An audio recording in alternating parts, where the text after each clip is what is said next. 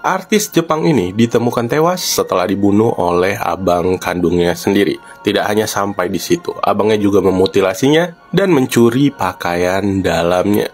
Kisah ini tentang keluarga Muto, yaitu keluarga kedokteran gigi turun-temurun yang tentu saja kaya dan juga terpelajar. Mereka juga memiliki banyak properti dan klinik gigi yang akan diwariskan kepada anak cucu mereka. Mendengarnya aja udah bisa dipastikan bahwa siapa saja yang lahir di keluarga ini akan memiliki masa depan yang terjamin. Tapi meskipun begitu, dua anggota dalam keluarga ini tidak akan bisa melanjutkan kesuksesan keluarga mereka karena yang satu akan berakhir dengan kematian, sementara yang satu menjadi seorang kriminal. 10, 9, 8, 7, 6, 5, 4, 3, 2, 1. Azumi Muto lahir pada tanggal 13 Juni tahun 1986 dan merupakan anak bungsu dari 3 bersaudara. Dia memiliki 2 saudara laki-laki dan keluarganya tinggal di Shibuya, Tokyo. Mereka adalah bagian dari keluarga besar dokter gigi dan kedua orang tuanya, kakek neneknya, abang tertuanya, serta beberapa kerabat lainnya adalah dokter gigi. Kakek Azumi diketahui memulai bisnis klinik gigi pada tahun 50-an di Shibuya, Tokyo. Dan kedua orang tuanya sudah pasti menginginkan anak mereka untuk menjadi dokter gigi juga, sehingga mereka bisa meneruskan bisnis keluarga. Selain bisnis klinik gigi, orang tuanya juga memiliki beberapa bisnis lain seperti bisnis real estate, yang dimana baik Azumi maupun saudara laki-lakinya merupakan direktur di perusahaan real estate tersebut. Keluarga ini jelas adalah keluarga kaya dan sudah pasti masa depan ketiga anaknya sangat terjamin.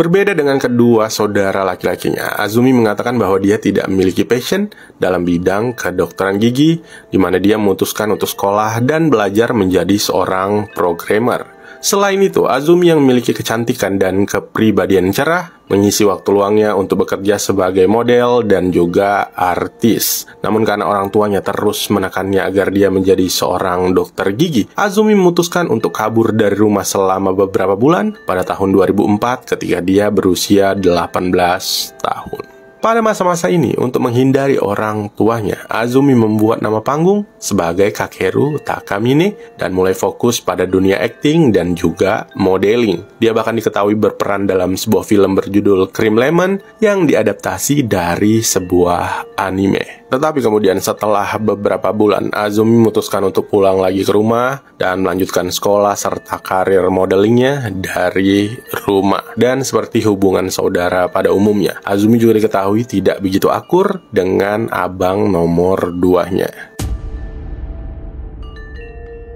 Meskipun Azumi adalah anak yang pintar, ceria, dan juga optimis, abangnya nomor 2 yang bernama Yuki ini sangatlah berbeda. Yuki yang merupakan anak kedua dalam keluarga ini diketahui setahun lebih tua dari Azumi. Dia sangat tertarik menjadi seorang dokter gigi seperti abang tertuanya, orang tuanya, dan kakek neneknya. Dia juga mengatakan bahwa dia ingin terlibat dalam pelestarian lingkungan, di mana dia akan menggunakan penghasilannya kelak sebagai dokter gigi untuk membeli padang pasir dan menanam rumput untuk membuat oasis. Namun sayangnya, Yuki yang berada di sekolah kedokteran gigi terus mengalami kegagalan dalam ujian yang diperlukan untuk menjadi seorang dokter gigi.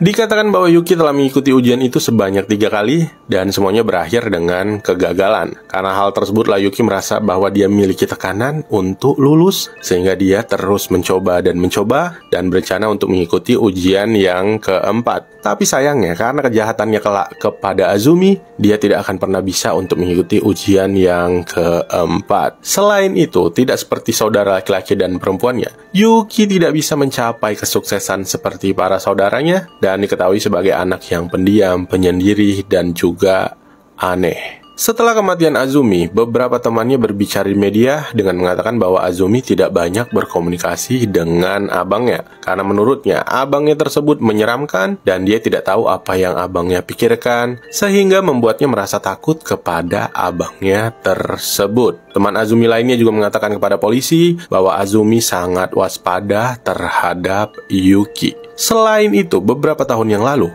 Azumi mengatakan kepada teman-temannya bahwa kakak laki-lakinya benar-benar bejat dan dia terus meliriknya dengan pikiran nafsu di benaknya yang membuat Azumi benar-benar ketakutan. Namun sayangnya, meskipun semua temannya merasa khawatir kepada Azumi, tapi mereka tidak tahu apa yang harus dilakukan untuk membantunya.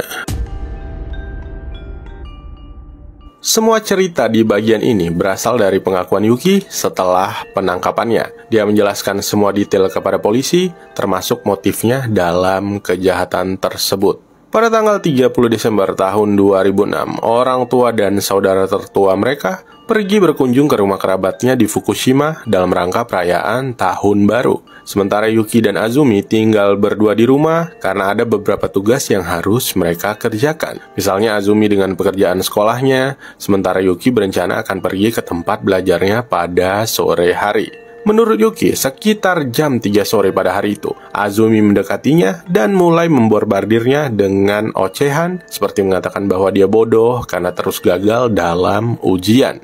Walaupun sebelumnya situasi seperti ini beberapa kali terjadi, Yuki masih bisa bersabar. Namun hari itu, dia benar-benar merasa lelah dan kesal karena terus menerima ocehan tentang kegagalannya tersebut. Tidak bisa membendung rasa kesalnya lagi, Yuki pun mengambil sebuah pedang kendo yang terbuat dari kayu dan mulai memukuli kepala serta wajah Azumi. Azumi yang merasa kesakitan dengan wajah bengkaknya melanjutkan ocehannya dengan mengatakan bahwa Yuki itu sangat bodoh dan tidak memiliki impian ataupun tujuan hidup yang nyata karena dia hanya mengikuti apa yang diinginkan orang tua mereka. Tentu saja kemarahan Yuki semakin meluap yang membuatnya memutuskan untuk mengambil handuk dan mulai mencekik Azumi. Pada saat itu, Yuki teringat pada sebuah acara TV yang mengatakan bahwa manusia akan mati jika dicekik selama 180 detik. Karena itulah, dia mempraktekannya kepada Azumi, di mana dia mencekiknya dengan handuk tersebut sambil menghitung sebanyak 180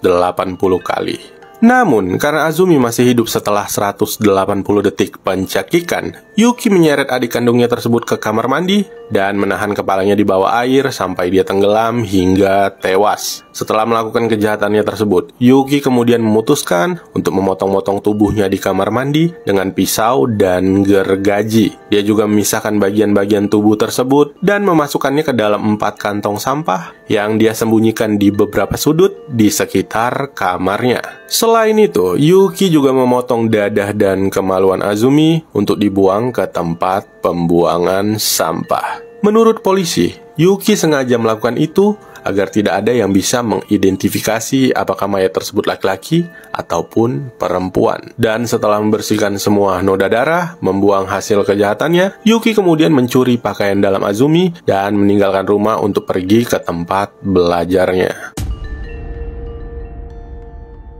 Setelah Yuki meninggalkan rumah tersebut di hari kejadian yaitu pada tanggal 30 Desember tahun 2006, tidak ada orang di rumah tersebut dan tubuh Azumi yang terpotong-potong tetap berada di dalam rumah selama berhari-hari. Dan ketika saudara laki-laki serta orang tua Yuki kembali dari Fukushima, mereka menemukan tas-tas tersebut dan curiga bahwa Yuki mungkin terlibat, sehingga mereka memutuskan dengan cepat memanggil polisi. Kemudian polisi mulai melakukan penyelidikan dan evakuasi terhadap korban, serta mulai mencari keberadaan Yuki. Dan setelah mereka gagal menemukannya di beberapa tempat, termasuk tempat belajarnya, Yuki akhirnya tertangkap keesokan harinya ketika dia baru saja tiba di rumah dari perkemahan tahun barunya. Karena penangkapannya, detail kejahatannya, dan kesaksian para teman-teman Azumi, banyak majalah dan tabloid mulai bergosip dengan mengatakan bahwa Yuki adalah seorang nekrofilia, kanibal yang memiliki nafsu kepada saudaranya sendiri. Namun, Kejaksaan Umum Distrik Tokyo dengan cepat membantah klaim tersebut dan mengatakan bahwa berita yang menyebar tersebut adalah tidak benar. Selain itu, polisi juga mengatakan bahwa Yuki tidak memiliki pemikiran romantis atau bahkan hubungan incest dengan saudara perempuannya. Namun, seorang profesor di sebuah universitas di Tokyo mengatakan hal yang berbeda. Menurutnya, tidak mungkin mereka tidak memiliki perasaan seksual yang terjadi di antara mereka, mengingat jarak usia mereka yang tidak terlalu jauh. Pasti ada elemen yang dibutuhkan untuk hubungan incest di sana. Dan meskipun biasanya perasaan ini sangat ditekan, tapi pada umumnya perempuanlah yang lebih merasakannya daripada laki-laki. Sehingga dia yakin bahwa Azumi pasti menyadari sesuatu sedang terjadi. Namun pada akhirnya tidak akan ada yang pernah tahu apa yang terjadi di antara mereka karena korban yaitu Azumi telah meninggal dunia. Namun satu hal yang kita tahu pasti bahwa Azumi tidak merasa nyaman dengan kakaknya tersebut. Sementara itu, karena Yuki langsung mengaku dan menjelaskan detail kejahatannya, tidak diragukan lagi dia bersalah dalam kasus ini. Yuki juga mengatakan bahwa dia membenci saudara perempuannya tersebut karena Azumi bukan hanya jahat kepadanya, tetapi juga memiliki sikap buruk terhadap orang tua mereka. Namun meskipun begitu, tim pembela Yuki berusaha membuktikan bahwa dia tidak mampu secara mental untuk bertanggung jawab atas kejahatan tersebut. Yuki juga dibawa untuk menjalani pemeriksaan kejiwaan, yang dimana psikiaternya mengatakan bahwa pada saat pembunuhan Yuki telah kehilangan kapasitas sedemikian rupa sehingga sulit baginya untuk menilai benar ataupun salah. Sementara itu, mutilasi tubuh terjadi ketika dia gila secara kriminal dan dianggap tidak mampu untuk dimintai pertanggungjawaban secara hukum.